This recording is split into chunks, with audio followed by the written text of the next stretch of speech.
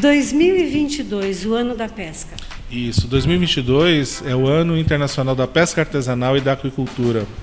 É muito importante esse tema ser destacado dentro da década do oceano, que está sendo vivenciada e construída de 2021 a 2030, porque esse é um elemento importante. É um elemento que dialoga com aspectos biológicos, com aspectos econômicos, com aspectos culturais, com a subsistência, com questões muito centrais, né?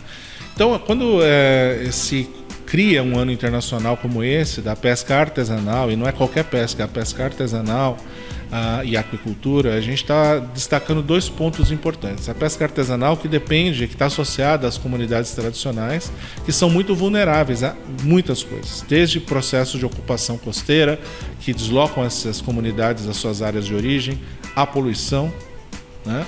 A dificuldade, por exemplo, de deslocamento para se pescar em áreas mais distantes, uma vez que os recursos pesqueiros estão também mudando de lugar, né? E a gente tem um exemplo da sardinha brasileira, que tem uma tendência de migração para sul, né? Que é um recurso muito abundante no Sudeste e que está deixando de ser. Então, a gente está trazendo para essa discussão uma forma de pensar, né? Como que a gente consegue promover essa pesca de baixa escala, de baixa mobilidade, né? Pensando nesse pescador, que é uma comunidade ali muito vulnerável, em alinhamento com o que a gente tem trabalhado para qualificar o ambiente marinho. Então, quando a gente está pensando na década de se ter um oceano limpo, por exemplo, produtivo, a gente está pensando na mesma coisa, né? A gente está pensando num ambiente que possa ter o pescado, que esse pescado possa ser consumido, né? Porque se não tiver pescado, ou se ele tiver, mas ele tiver contaminado, a gente não pode consumir, né? Foi a grande discussão que ocorreu quando teve o vazamento de óleo no Nordeste, né? E que impactou tanto as pessoas que dependiam desse pescado para viver, para comer, quanto aquelas que vendiam esse pescado. Então, a Organização das Nações Unidas para a Agricultura e Alimentação, a FAO, ela está muito preocupada em viabilizar esse setor, mas sem necessariamente aumentar o impacto desse próprio setor na biodiversidade ou nos próprios recursos pesqueiros, uma vez que a gente tem um problema muito grande de sobrepesca, né, dos estoques não estarem necessariamente em quantidades adequadas para poderem repor a quantidade de organismos que está lá. Ou seja, essas espécies vão colapsando, esses estoques vão colapsando.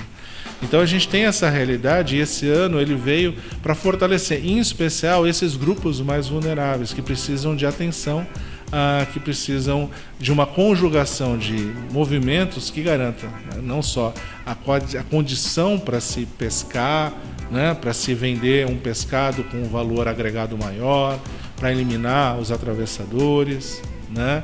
Até eu escrevi um texto recentemente falando com base nesse ano internacional que na cadeia produtiva da pesca o prisioneiro muitas vezes é o pescador. Sim. Né? Porque ele fica refém de uma série de atores ou de circunstâncias que não necessariamente valoriza apropriadamente o trabalho que ele tem, né? Que essa comunidade acaba tendo, que é gigantesco, né? E muito arriscado, né? Já dizia Dorival Caymmi em muitas das suas músicas. Então a gente tem aí uma situação muito crítica que precisa ser transformada, e o Ano Internacional veio nesse sentido.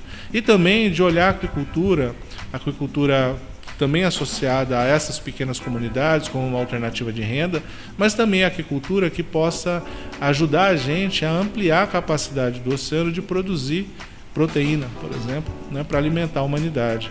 A gente tem estimativas de que até 2050 a gente tem o potencial de multiplicar por 6 a produção de alimento no oceano de forma sustentável. E isso passa pela aquicultura, né? Mas isso significa que a gente tem que fazer a aquicultura direito e não de qualquer jeito, porque ela também tem os seus impactos, os seus variados impactos. E é nesse sentido que a gente pode pensar, como que a gente faz isso? Né? Como que os tomadores de decisão promovem essa transformação para que a gente não não necessariamente fique só experimentando ou vivendo em função do acaso ou do que acaba acontecendo, né? Como a gente faz isso? Esse é um grande desafio para 2022, em função do Ano Internacional da Pesca e da Aquicultura, mas também para a década do oceano e para o além, né? É isso que a gente tem que mirar para poder trazer oportunidades de fazer com que o oceano possa ajudar a gente a garantir outros objetivos do desenvolvimento sustentável, como o combate à fome, né? Promovendo aí, melhorando, né, a sua capacidade de garantir a segurança alimentar.